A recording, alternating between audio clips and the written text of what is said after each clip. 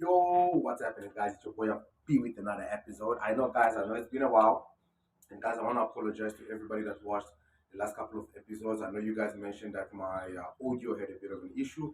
Hopefully, I've resolved it. I think what happened is, because currently I'm using my phone to record because people decided to borrow my iPhone without permission, which gave me very good quality. So I'm using some random phone that I have until I can get another phone soon.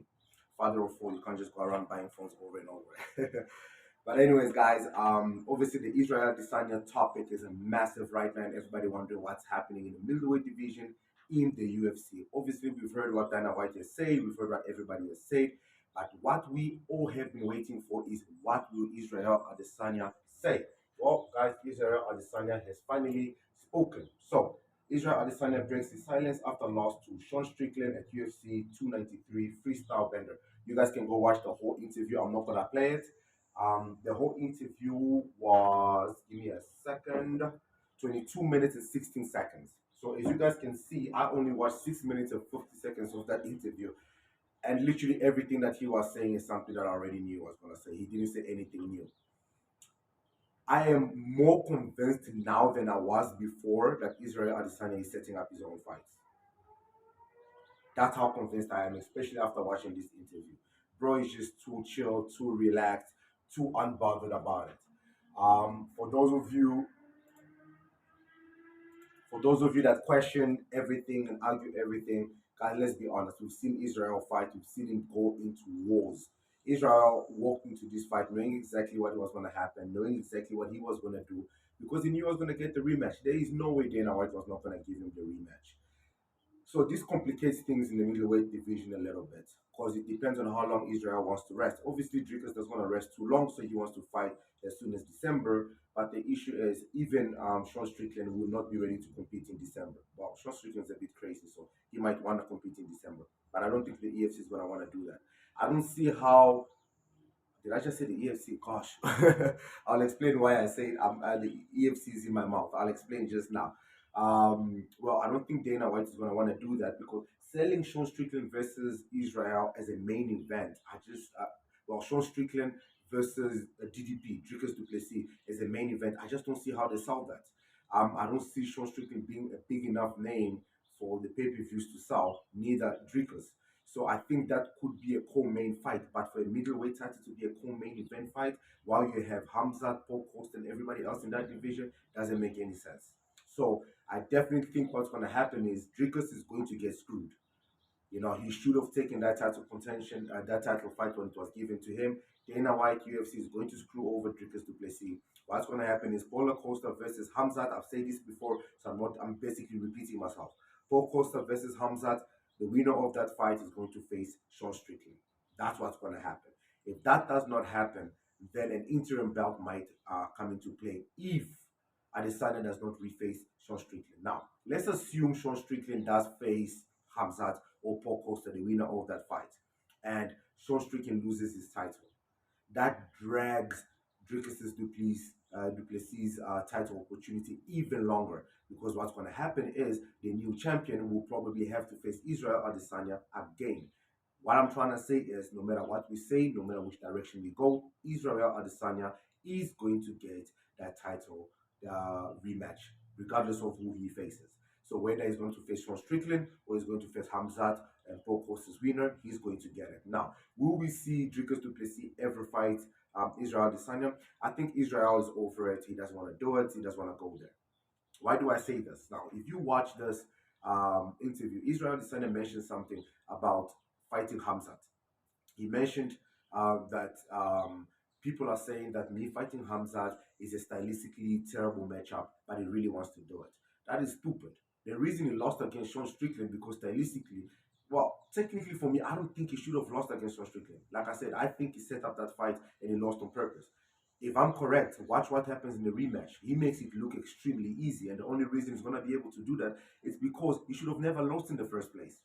But anyways, everybody has their opinion when it comes to that fight. But one thing I'm definitely sure about, stylistically differences when it comes to Dricus Duplessis and Hamzat, those fights, literally, I don't see how Adesanya wins it, especially with the kind of mindset he has now. Dricus du Plessis, a lot of people have said that he fights like an amateur and whatnot, whatnot. Doesn't really matter whether you say he fights like an amateur. He is in the UFC. Well, before the ranking changed, he was the number one middleweight in the UFC. He's currently now second.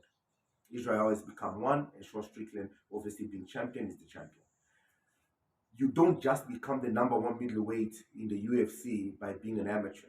His style is weird, is awkward, but that's what makes MMA so much fun. That people walk in there with different styles, different ways of moving, and all that. Conor McGregor did that. Everybody, everybody coming in there and showing their different type of skill sets.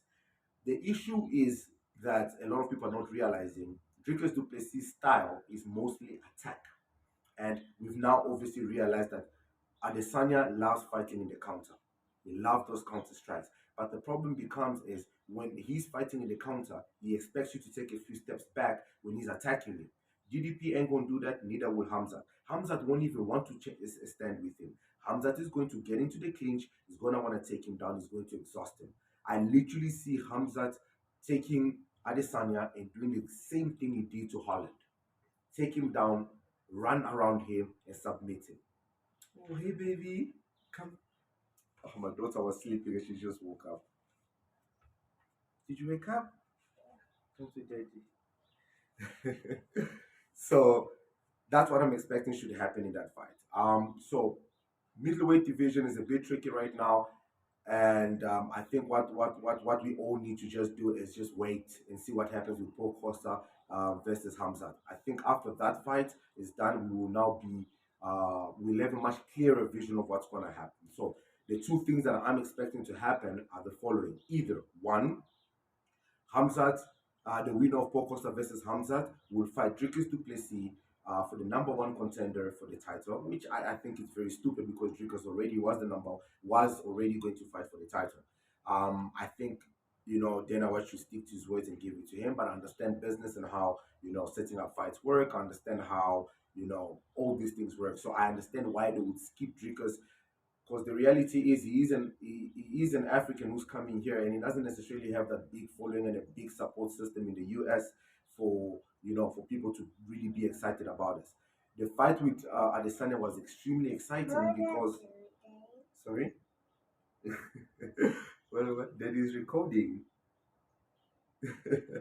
So the fight was exciting because it was all a racial thing. It was tension. Who's the real African? Who's the real African? What's going on? Oh wow, now that Adesanya is no longer champion, that fight kind of doesn't really make any sense. If they fight without Adesanya being champion, I mean, why would Dricus want to do that? Why take a tough fight and beat a guy and not become champion in the end of the day? So I think right now what's going to happen, probably what's happening is Dricus is being offered multiple fights and is probably rejecting them, or he's waiting to hear what the UFC has planned for him. So this should be very, very interesting. I personally, for me, when it comes to the middleweight division, I like what's happening. I honestly do like what's happening. I think I'm a Hamzat a fan. I like Paul Costa, but I would prefer to see Hamzat fight for the title. But Hamzat fighting Sean Strickland, I don't think the fight's gonna be any fun. I don't think the fight is gonna last that long. I know people usually underestimate a lot of athletes when it comes to facing Hamza purely because of what he has done. Well, until you can prove us any different, I don't think anything will change. Yes, people will bring up the whole Gilbert Burns fight. I think Hamza made a big mistake in that fight. He came in too fast, too quick, and he ended up guessing out. So that whole fight, he fought that fight probably with 50% gas tank. If he comes in with Paul Costa, he can't do that. Paul Costa is a big boy, he's strong, but at the same time, Paul Costa has a tendency of not showing up. We don't know, guys. Our camera started acting up again, so I don't want to give you guys a video with my voice not speaking properly. So, like I was saying, guys, I think this is going to be quite an interesting dilemma that we're facing in the middleweight division in the UFC. So, like I was saying earlier on, why do I keep saying EFC? Well, guys, a lot has happened in the last couple of years. I'm gonna shoot a completely different video, but I am going to be competing very soon. I'm not sure if it's going to be EFC, but I have been offered a fight in December. I'm gonna be competing in the middleweight division. I'll give you guys all the updates. So what I've tried to do is I didn't want to cut weight, so I wanted to drop weight to middleweight and train my whole fight camp in my fight weight. I wanted to show up strong, fit with my fight weight. So I am currently 86 kilos. I'm 2 kilos away. I started cutting 4 weeks ago from 107. I feel good. I feel strong. Unfortunately, this little one here had flu and a little eye infection. And because daddy takes care of her and she likes cuddles, she ended up infecting daddy. So daddy also ended up getting flu and a little eye infection, but we're both getting better, right, baby? Yes. Good. Okay, she just woke up. So yeah, guys, that's what I'm trying to say. So I think the middleweight's gonna be quite interesting.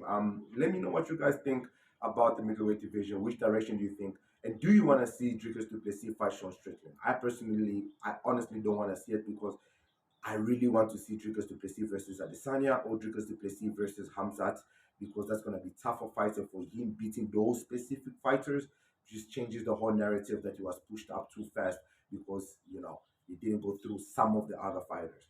Um, with everything said, I still do think it's unfair what the UFC is doing to Dricus. But being an MMA fan, there are just some fights that you prefer over others. And Dricus Du Plessis versus Sean Strickland, I don't know. I don't see myself waking up 2 o'clock in the morning and staying up for that fight. I'm probably just gonna watch it after it's already happened. But if I do stay up, it's purely because I support Dricus Du Plessis. That's my boy. But yeah, man, guys, let me know what you think. Like I said, let me know what you think below. What you guys think about what's happening in the middleweight division. And yeah, man, let's talk about Sterling and what's also happening in his division and on the next video. So, peace, right? Right.